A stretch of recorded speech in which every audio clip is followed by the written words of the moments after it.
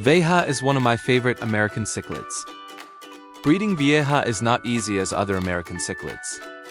Today, we're breaking down how to successfully breed Vieja Cichlids, all the way from pairing up to raising a massive cloud of healthy fry. First things first, you cannot simply throw a male and female Vieja into a tank and hope for romance. These fish are intensely territorial. If the male is ready and the female isn't, things can turn fatal quickly.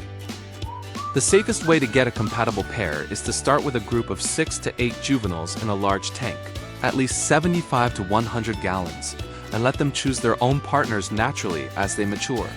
Once you notice 2 fish constantly hanging out, defending a specific corner together, and chasing everyone else away, congratulations, you have a bonded pair. At this point, remove the other fish for their own safety. Once you have your pair isolated, it's time to set the mood. 1. Condition the pair with high-quality, protein-rich foods. 2. Crank the temperature up slightly to around 82 degrees Fahrenheit, 28 degrees Celsius. 3.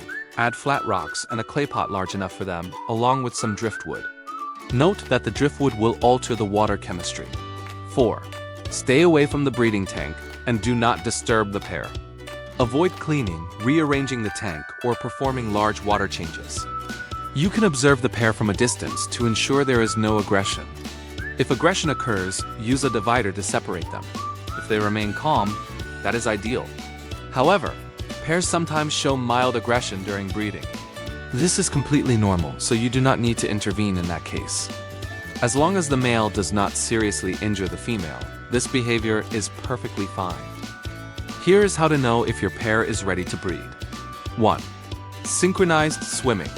The pair will move together in harmony and constantly swim close to each other. 2. Nest preparation. You will see them cleaning surfaces, rearranging the substrate, and digging pits in the gravel. 3. Territorial aggression. They will fiercely guard their space and show aggression whenever you approach the tank. 4. Intense coloration. Both fish will display much darker, brighter, or high-contrast colors than usual. 5. Visible breeding tubes. You will notice their papillae, breeding tubes, dropping down near their anal fins just before spawning. Once you confirm they are ready to breed, they will typically lay eggs within a week or 2 and immediately begin protecting them. Stay away from the breeding tank and do not disturb the pair. At this stage, it is completely normal if the pair does not eat much. Therefore, try to limit feeding to avoid polluting the tank. Stay away from the breeding tank and do not disturb the pair. Avoid cleaning, rearranging the setup, or performing water changes. During the breeding stage, the pair can become easily stressed, just like humans.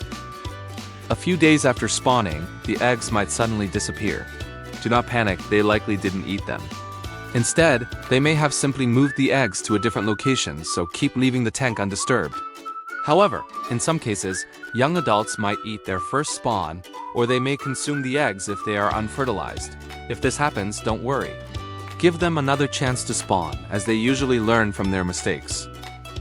Around 5 days after spawning, you will notice wigglers. Do not feed them during this stage, as they need to fully consume their yolk sacs first. A few days later, the wigglers will slowly begin free swimming. At this stage, you can start feeding them small amounts of live or high-quality dry baby brine shrimp.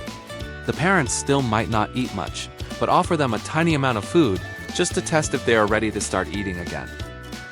Feed the fry small portions 3 times a day and keep the tank completely undisturbed. Let nature take its course. The parents will take care of the fry and raise them to be healthy.